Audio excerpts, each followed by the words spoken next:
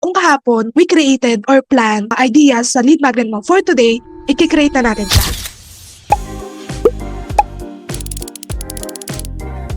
Hi, good evening everyone. So today is day 2 na ng ating training. So sa paggawa ng lead magnet, kailangan we make it clear at saka yung bite size lang. Lahat po ba makakakuha na ng template saka nung prompt? And then kapag po nag-start na po kayo to create that, can you share your screen?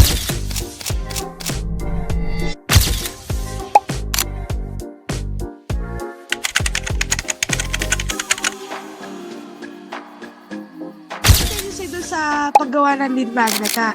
Gusto niyo ba siyang paltan? Anong plano niyo?